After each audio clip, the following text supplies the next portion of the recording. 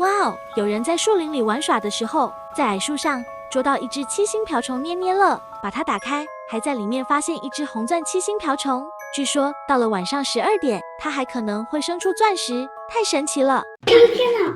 在树上捉到的七星瓢虫捏乐里，能找到前世是钻石的七星瓢虫，而且它还能生出钻石！哇！我要是能找到这个，那不就发了吗？赶紧出去找一找。这片树林蛮茂盛的，看看有没有啊？对，这什么呀？这么多！哇，这七星瓢虫，一下找到3个，后面还有一个，再找找。哎，最下面还有一个，藏得好隐蔽呀，这个不仔细找都发现不了。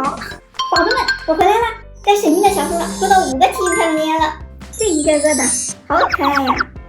现在就来打开看看能不能找到钻石七星瓢虫。那我们第一个来个粉色的吧，你们看它2个触角。哦，哇，可以拉好长啊，小爪子都可以拉这么长，还能360度翻体，厉害呀！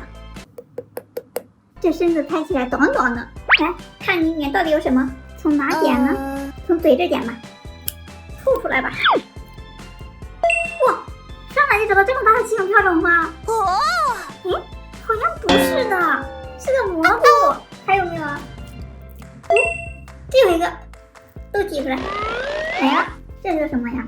一个小蘑菇。这还有一个，一样的，没了。这3颗小蘑菇，从上面看还以为是七星瓢虫呢，好像啊！还是接着找吧，再看看黄色在这里面又有什么。捏得好舒服呀！那我们这个就从侧面捡吧。哇，已经迫不及待了。怎么没有看到东西啊？这不会是个空的吧？先看看里面有没有啊？真的是空的，这里面呢？有个东西，哇，好小的七星瓢虫啊！还有没有啊？这还有一个红色的，这有一个黄色的，没了。这3个应该是七星瓢虫宝宝吧？看着好可爱呀！绿色的只有一个，它里面会不会有好东西呢？来，直接开点。到底有什么呢？我看到了，先都挤出来啊！没了，这好像是个红色的，粉色的。哇，这是直接找到了一个钻石吗？个头还这么大，还有没有啊？